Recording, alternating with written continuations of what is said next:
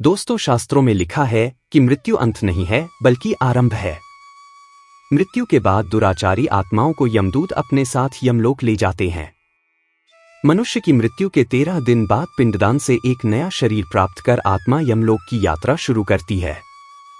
पापी आत्माओं को यमदूत अपने कठोर फाश में बांधकर धारदार हथियारों से मारते हुए दक्षिण की ओर यम मार्ग पर खींचते हुए ले जाते हैं।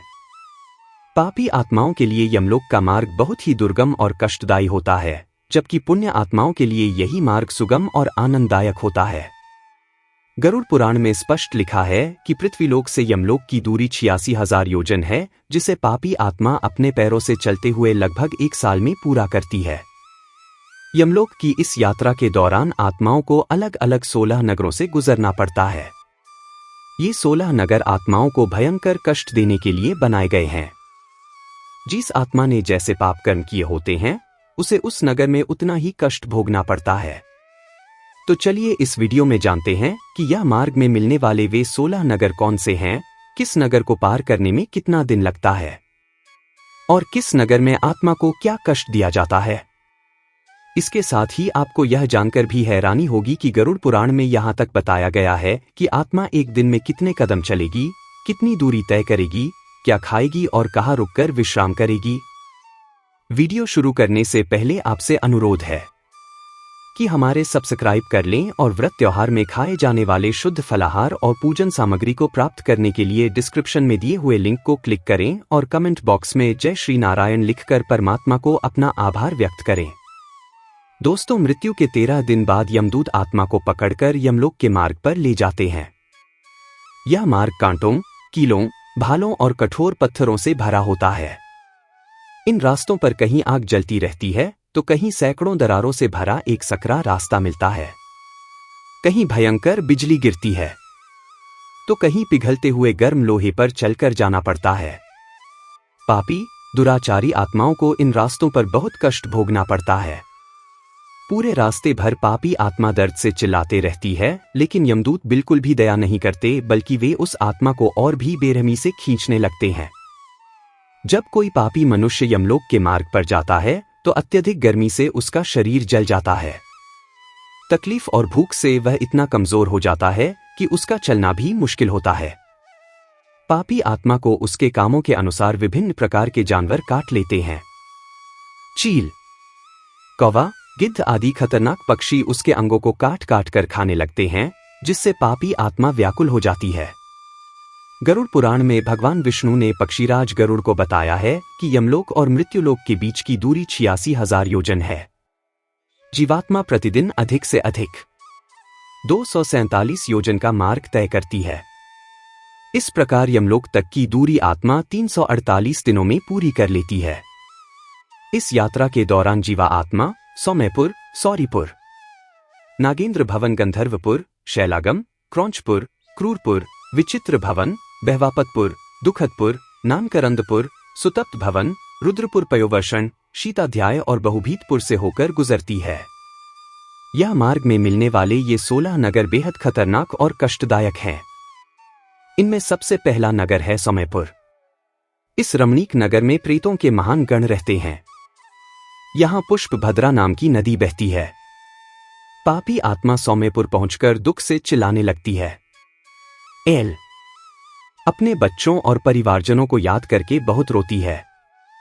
रोते रोते उसे अपने किए हुए पाप याद आते हैं, जिसके लिए वो भगवान को याद कर यमदूतों से माफी मांगती है, लेकिन उसकी बात सुनी नहीं जाती। परिवारजनों द्वारा दिए गए मासिक पिंडदान को ग्रहण करके थकान से चूर वह जीव आत्मा करुण विलाप करती है।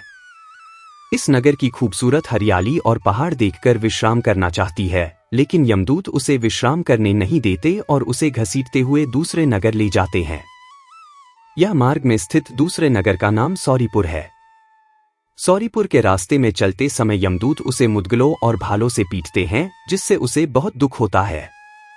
वह चिल्लाने लगता है और अपने पापों को याद करके रोता है। इस नगर में काल रूपधारी महाभयंकर जगन नाम का राजा राज करता है, जो अपनी इच्छा अनुसार स्थिर और गतिशील रहता है। उसे देखकर जीवात्मा अत्यंत भयभीत हो उठती है और अपने अनिष्ट की शंका से पीड़ित होकर त्रिपक्ष में पृथ्वी पर संबंधियों द्वारा दिए गए जलपिंड को खाकर बिना विश्राम किए दिन रात लगातार चलते हुए तीसरे नगर अर्थात नागेंद्र भवन पहुंचती है। नागेंद्र भवन पहुंचने में आत्मा को 3 माह का समय लग जाता है, जहां उसे महाभयंकर कष्टदायी वन मिलता है, जिसकी पीड़ा से विलाप करती हुई आत्मा यमदूतों से बार बार अपनी मुक्ति की प्रार्थना करती है। यहाँ वह आत्मा अपने बंधु बांधवों के द्वारा दिए गए अन्न जल को प्राप्त करती है। उसके बाद यमदूत उसे पाश में बांधकर दुख देते हुए पुनः आगे की ओर ले जाते हैं। चौथे मास में ये पापी आत्मा गंधर्व नगर पहुंच जाती है, जहां की पथरीली और तपती हुई जमीन पे चलते हुए उसके पैर जल जाते हैं। यहाँ आत्मा आराम करना चाहती है, लेकिन यमदूत उसे बिल्कुल भी आराम नहीं देते।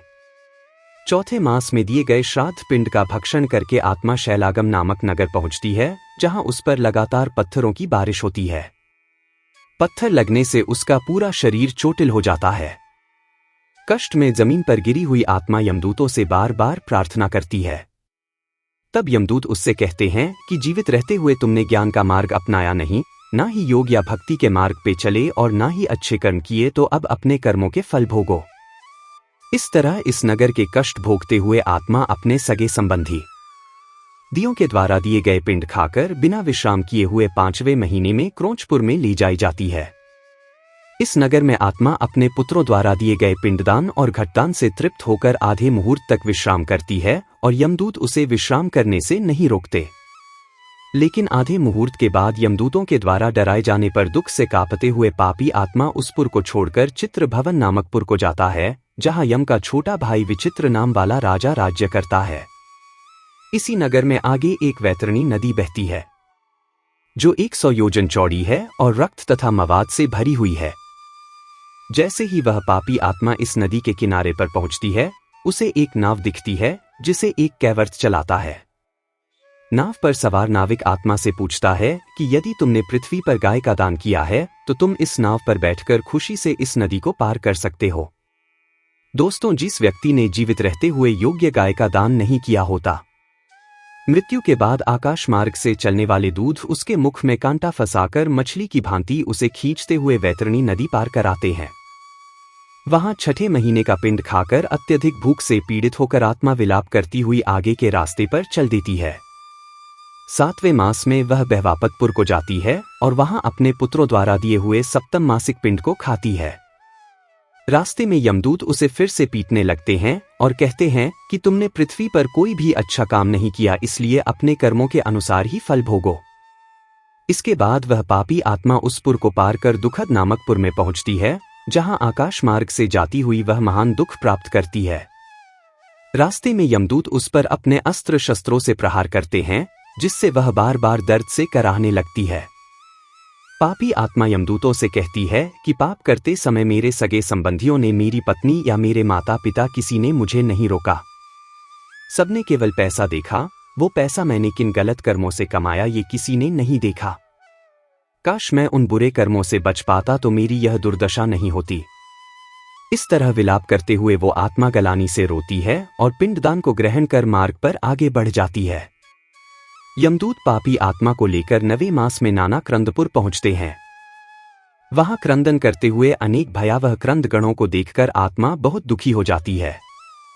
दूसरों को रोता हुआ देखकर उसे एहसास होता है कि यह लोग उसके जैसे अनगिनत आत्माओं से भरा है, जो वहां अपने कर्मों का दंड पाने आए हैं।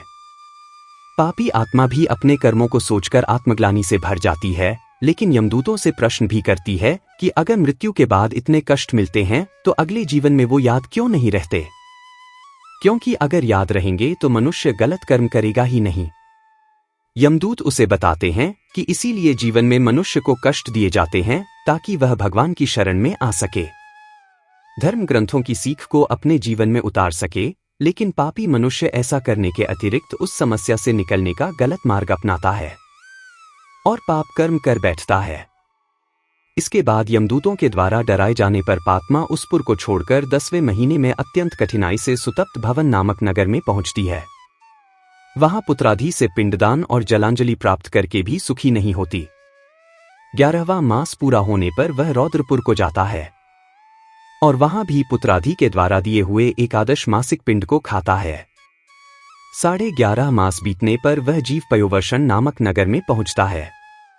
यह नगर जीवों को डराने वाले बादलों से भरा हुआ है। वहां प्रेतों को दुख देने वाले बादल घनघोर वर्षा करते हैं, डराने वाली भयंकर बिजली गिराते हैं। क्नॉइस्टरी हुई आत्मा को यमदूत और भी डराते और मारते हैं। पाप आत्मा दुखी होकर स्वजनों द्वारा दिए गए मासिक पिंड खाती है, लेकिन उसकी भूख नहीं मिटती। भूख से पीड़ित आत्मा चिल्लाकर जोर जोर से विलाप करती है, लेकिन यमदूत उसकी एक नहीं सुनते हैं और उसे घसीटते हुए मार्ग पर आगे ले जाते हैं। इसके बाद वर्ष पूरा होने पर वह जीव शीताध्य नामक नगर को पहुंचता है। इस नगर में हिम से भी 100 गुनी अधिक ठंड पड़ती है, जिससे उसके हाथ पैर ठंड से जकड़ जाते हैं। उससे चला नहीं जाता, वह बार बार गिर पड़ता है। ठंड से दुखी तथा भूख से पीड़ित वह जीव इस आशा से 10 दिशाओं में देखता है कि शायद कहीं कोई उसके नाते रिश्तेदार हो जो उसके दुख को दूर कर सके। तब यम के दूत कहते हैं, तुम्हारा ऐसा पुण्य कहा है कि तुम्हें इस ठंड से मुक्ति मिले। फिर वार्षिक पिंड को खाकर वह जीव धैर्य धारण करता है। उसके बाद वर्ष के अंत में यमपुरी के निकट पहुंचने पर वह प्रेत बहु भीतिपुर में जाकर हाथ भर माप के अपने शरीर को छोड़ देता है। इस प्रकार एक हाथ का जो शरीर उसे मृत्यु के बाद 13 दिन के पिंडों से मिला था, पूर्णिमा 2025 13 या 14 मार्च स्नान दान का शुभ समय में उसका अंत हो जाता है। एक कार्य आज हम इस वीडियो में आपको बताते हुए भगवान विष्णु गरुड़ से कहते हैं, पक्ष में आने बाद फिर से अपने कर्मों का भोग करने के लिए उसे स्नान दान मात्र अर्थात चंद्रोदय का समय का वायु किए जाने वाले विशेष उपायों के, जिसे यमदूत कठोर बंधनों से बांधकर कष्ट देते हुए अपने साथ यमलोक ले जाते हैं। शास्त्रों में पूर्णिमा का विशेष में प्रवेश करने के लिए चारों दिशाओं में के अनुसार फाल्गुन माह की पूर्णिमा को फाल्गुन पूर्णिमा या दक्षिणी द्वार से अंदर ले जाकर चित्रगुप्त और यमराज के समक्ष अगले दिन किया जाता है, मनाई जाती है, उनके कर्मों का हिसाब होता है। पूर्णिमा के दिन पवित्र नदी में स्नान के बाद अलग नरकों में पूजा पाठ करने के लिए समस्त दिया जाता है, देवताओं का आशीर्वाद प्राप्त होता है। तो दोस्तों, यह थी यम मार्ग में आने वाले 16 पूर्णिमा पर साल का पहला चंद्र ग्रहण भी लग रहा है। यदि आप व्रत त्योहार में खाए जाने वाले शुद्ध फलाहार और पूजन में फाल्गुन पूर्णिमा करना चाहें तो डिस्क्रिप्शन में दिए हुए लिंक दान का समय, चंद्रोदय मुहूर्त। अगर ये वीडियो आपको अच्छी लगी हो तो वीडियो को लाइक करें और अपने बंधु बांधवों को शेयर करें। 2025 साल देखने के लिए हमारे फाल्गुन वैदिक ज्ञान संगम और 14 मार्च को होगी पूर्णिमा तिथि प्रारंभ। शुभम भवतु, आइए मिलते हैं अगली वीडियो में। 35 पूर्णिमा तिथि समाप्त होगी 14 मार्च दोपहर 12:23। चंद्रोदय का समय हुआ 13 मार्च शाम 5:52 पूर्णिमा का स्नान होगा। 14 मार्च को फाल्गुन पूर्णिमा पूजा विधि। पूर्णिमा के दिन सुबह पवित्र नदी या घर पर ही गंगा जल मिले, जल से स्नान करें और पूजा स्थल पर भगवान सत्यनारायण जी की प्रतिमा स्थापित कर तिलक, धूम दीप नैवेद्य व फल फूल अर्पित करें। इसके बाद पीले फल और पीली मिठाई का भोग लगाएं। पूजा के बाद